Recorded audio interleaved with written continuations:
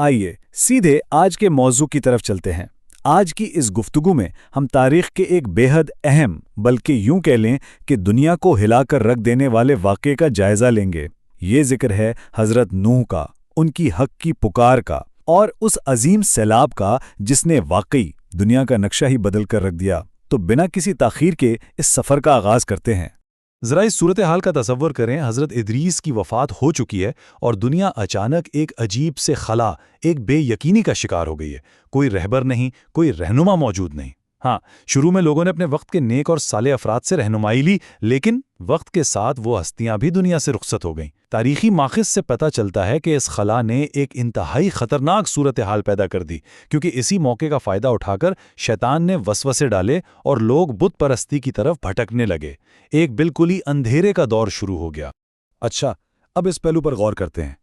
علماء اور مورخین کے درمیان اس بات پر بڑی دلچسپ بحث رہی ہے کہ حضرت نوح، جنہیں ویسے یہودی اور مسیحی روایات میں نوحی کہا جاتا ہے، وہ دراصل کس دور میں آئے؟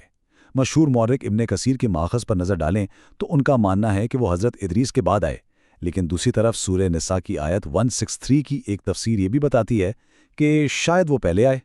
تاہم زیادہ تر بیانات انہیں حضرت ادریس کے بعد کے دور ہی سے جوڑتے ہیں۔ بہرحال یہ کافی دلچسپ تاریخی بحث ہے۔ اب جب حضرت نوح کو مبعوث کیا گیا تو ماخذ کے مطابق انہیں بے پناہ صبر اور زبردست فصاحت عطا کی گئی تھی۔ انہوں نے بھٹکے ہوئے لوگوں کو قائل کرنے کے لیے کوئی عام دلائل نہیں دیے، بلکہ سیدھا اس وسیع کائنات کی حیرت انگیز نشانیوں کا حوالہ دیا۔ دن اور رات کا بدلنا، چمکتے ستارے، چاند، زمین پر پھیلے پودے اور جانور، یہاں تک کہ آسمان اور زمین کی بے کراں وسعتیں۔ ان کا استدلال یہ تھا کہ یہ سب محض کوئی اتفاق تو نہیں ہو سکتا نا، یہ تو ایک سچے خالق کے وجود کی سب سے بڑی اور ناقابل تردید دلیل ہے۔ لیکن ذرا سوچئے، اس قدر خوبصورت اور منطقی پیغام کا رد عمل کیا آیا ہوگا؟ بالکل، معاشرے کا جو امیر اور طاقتور طبقہ تھا وہ سخت غصے اور تکبر میں آ گیا۔ ان کا خیال تھا کہ کوئی انسان بھلا کیسے رہبر ہو سکتا ہے؟ اس کے لیے تو کسی فرشتے یا مافوق الفطرت ہستی کا آنا ضروری تھا۔ انہوں نے تو انتہائی حقارت سے یہ تک کہہ دیا کہ ہم تو تمہیں اپنے جیسا ایک عام انسان ہی دیکھتے ہیں۔ یعنی ایک عام انسان کا پیغمبر ہونا ان کے لیے لفظی طور پر ناقابل ہضم بات تھی۔ اس پر حضرت نوح نے کیا کیا؟ انہوں نے بالکل غصہ نہیں کیا، بلکہ اس اعتراض کا انتہائی تحمل اور عقل و منطق سے جواب دیا۔ انہوں نے بہت سادگی سے سمجھایا کہ چونکہ اس زمین پر انسان آباد ہیں، اس لیے پیغام پہنچانے کے لیے ایک انسانی سب سے معقول انتخاب ہے۔ ظاہری بات ہے، اگر زمین پر فرشتے بستے ہوتے تو یقیناً کوئی فرشتہ ہی پیغام لے کر آتا نا، تاکہ وہ ان کے لیے ایک عملی نمونہ بن سکے۔ یہ تو سیدھی سی منطق تھی۔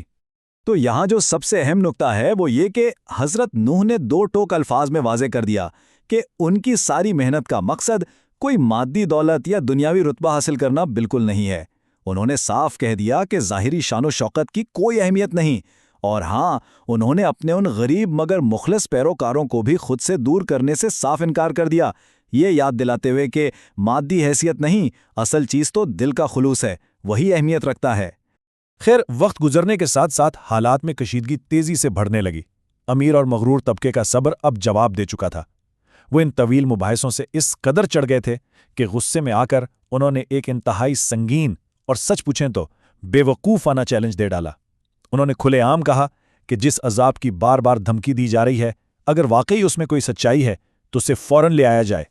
اس ہولناک چیلنج کے جواب میں حضرت نوح کا جو رویہ تھا وہ ان کے غیر متزلزل ایمان کی مکمل عکاسی کرتا ہے۔ انہوں نے بڑی سختی سے یاد دلایا کہ دیکھیں، عذاب لانا کسی انسان کے ہاتھ میں نہیں ہوتا، یہ سزا اور جزا کا پورا نظام یہ مکمل طور پر مشیت الہی کے اختیار میں ہے، اور جب وہ اعلیٰ ذات فیصلہ کر لینا تو پھر دنیا کی کوئی طاقت کسی کو بچا کر نہیں لے جا سکتی، فرار کا تو سوال ہی پیدا نہیں ہوتا۔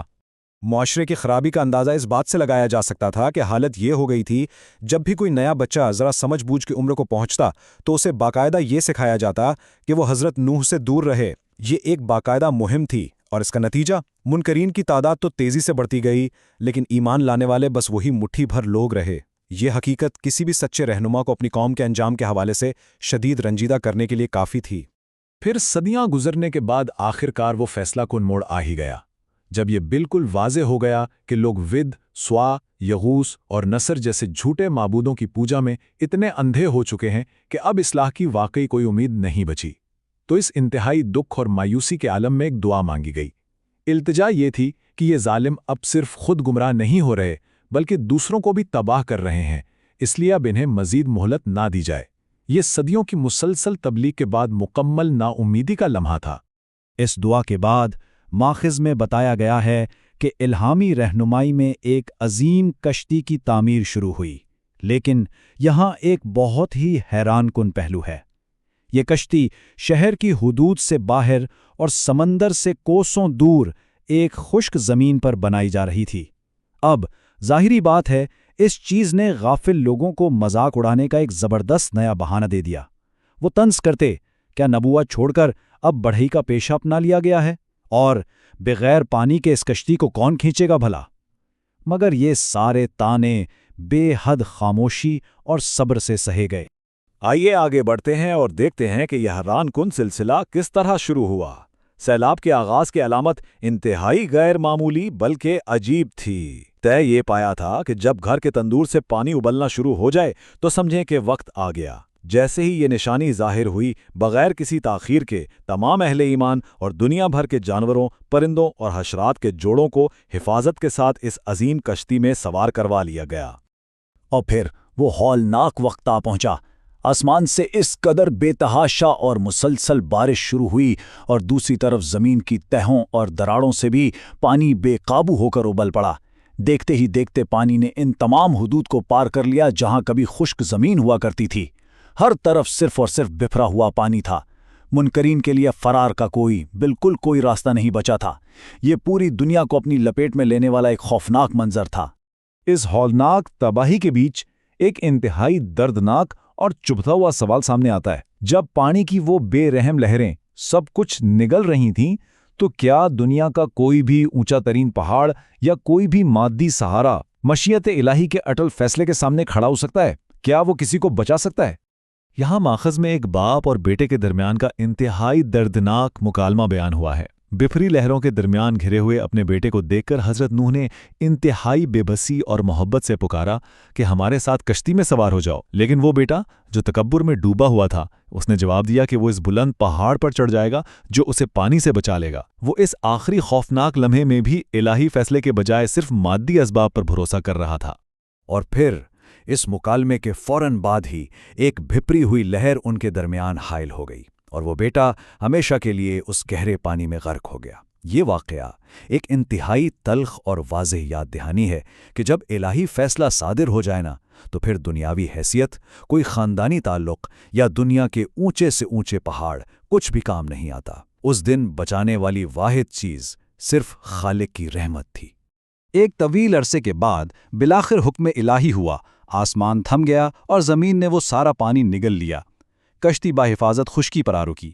حکم ملتے ہی تمام جانوروں اور پرندوں کو اس بالکل نئی اور دھلی ہوئی زمین پر آزاد کر دیا گیا۔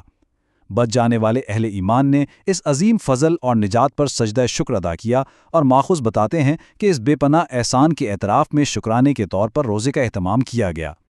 اب ایک واقعی دلچسپ حقیقت پر غور کرتے ہیں۔ ماخذ یعنی قرآن مجید میں حضرت نوح کا ذکر بھلا کتنی بار آیا ہے؟ یہ عدد 47 ہے۔ جی ہاں، پورے قرآن میں 47 مختلف مقامات پر براہ راست ان کا اور اس واقعے کا تذکرہ موجود ہے۔ یہ تعداد بذات خود تاریخ میں ان کی اہمیت اور اس واقعے کی شدت کو بالکل واضح کر دیتی ہے۔ اور یہ اعداد و شمار بڑی شاندار طریقے سے اس بات کو واضح کرتے ہیں کہ کس طرح یہ 47 حوالے مختلف صورتوں میں پھیلے ہوئے ہیں۔ جیسے سورہ ہود، سورہ الاعراف اور خود سورہ نوح کی مثال لے لیں۔ اس قدر وسیع ڈیٹا کو منظم انداز میں دیکھنا واقعی مددگار ثابت ہوتا ہے تاکہ ہم تاریخی حوالوں کو آسانی سے سمجھ سکیں۔ ان تمام تاریخی حقائق پر بات کرنے کے بعد ایک گہرا اور بڑا ہی بنیادی سوال ذہن میں ابھرتا ہے۔ حتمی طور پر کیا کسی انسان کو اس کی ظاہری مادی دولت اور حیثیت کی بنیاد پر پرکھا جانا چاہیے، یا اس کے دل میں موجود اس غیر متزلزل خلوص اور سچائی کی بنیاد پر؟ یہ واقعہ اسی گہری سوچ کی دعوت دیتا ہے، اور اسی ایک اہم سوال کے ساتھ ہماری آج کی گفتگو اپنے اختتام کو پہنچتی ہے۔